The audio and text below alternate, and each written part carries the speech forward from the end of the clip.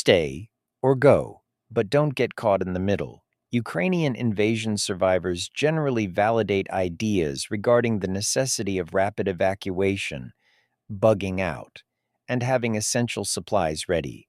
But they emphasize that real-world war involves higher levels of fear and chaos than many scenarios suggest, and the decision to go isn't good for every situation. Survivors note that when unavoidable danger is imminent, you must begin your escape before the trouble begins. Eyewitness reports describe people waiting too long, then trying to pack during 3 a.m. airstrikes, only to be caught in the confusion. While in urban war zones, the ability to evacuate far outweighs the benefit of staying put.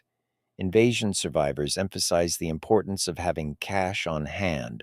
ATMs and card systems often fail. Important documents, passports, titles, ready, and essential medication. Survivors speak of extreme, prolonged stress and the need for high mental fortitude. Some survivors noted that they were peaceful people, but found themselves contemplating violence. Some discussions suggest a regret that more of the population was not organizing an equipped militia for community defense. Survivors' experiences underscore the necessity of basic skills like water purification, securing nutrient-dense food, and maintaining warmth. The reality of survival often involved living trapped in basements for weeks without adequate food or air.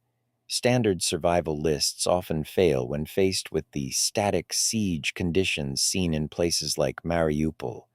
Checklists emphasize go bags or organized home pantries.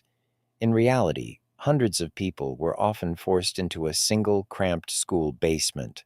For example, 360 people in 200 square meters, where they had no room to even lie down, let alone organize supplies. Preppers plan to use their tools, stoves, filters, knives. However, survivors reported that occupying soldiers often confiscated tools, phones, or even food, rendering a perfectly packed bag useless. While checklists focus on doing, filtering water, building fire, survival in Ukraine was often about sitting, literally in a chair for a month, to avoid drawing an attack if you stood up or went outside. Actually, bugging out was not the first choice for every group. For many, it was considered a last resort.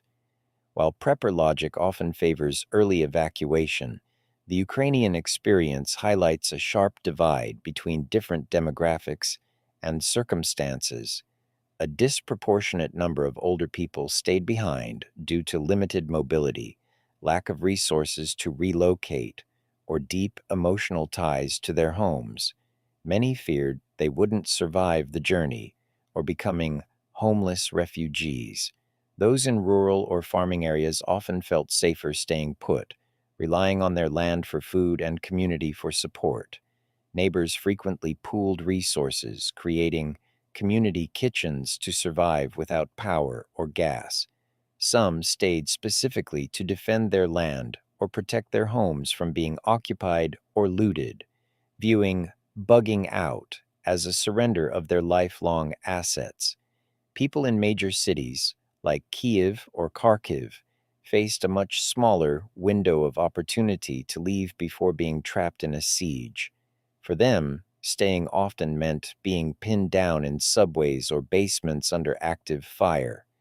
Many parents chose to leave early to protect their children from the trauma and danger of active hostilities, even if it meant leaving everything else behind.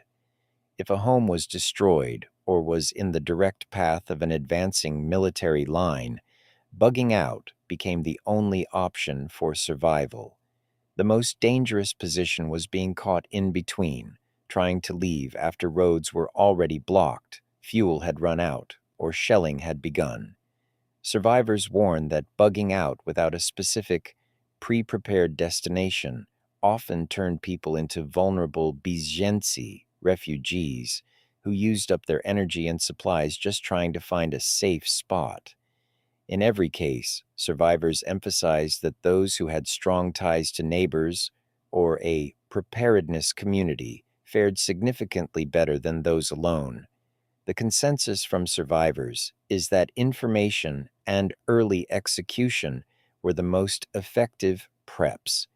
A bag didn't save you, it just made it possible to leave before you were trapped. For the bug-in, those who stayed put, the benefits to a pre-pod pantry were massive, but the reality was often a grim redistribution of those resources.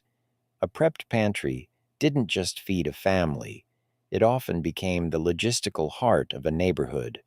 It was noted that certain prepper favorites were less useful than others: bulk grains, buckwheat, rice, canned meat, tushonka, honey, saturated fats. These are easy to share and keep you warm. Less useful, freeze-dried survival buckets that require a lot of boiling water. Water was often more precious than the food itself, and boiling it required fuel and created steam. A real MVP was salt and vitamin C. Many survivors reported that after weeks of eating only grains and water, their bodies began to fail due to electrolyte imbalances and scurvy-like symptoms. These are corrected with vitamin C and electrolytes like sodium, potassium, and magnesium. Power from the sun is more than just a fad. Solar power has become a national survival doctrine in Ukraine. It shifted from being a green energy choice to a security necessity. It's now the gold standard for the bug-in crowd because it's missile-proof. The biggest lesson learned was that a single missile can take out a power plant and plunge 1 million people into darkness. However, a missile can't take out 10,000 individual rooftop solar arrays. This distributed grid is now the official strategy for hospitals, schools, and apartment blocks. For the average person, a portable power station, like EcoFlow or Blue Eddy, paired with solar panels is now considered the most vital prep, socially appropriate. Unlike gas generators, solar is silent and has no smell. In an occupied or contested zone, the noise of a gas generator is a dinner bell for looters or a target for drones. Solar allows for quiet, low-signature life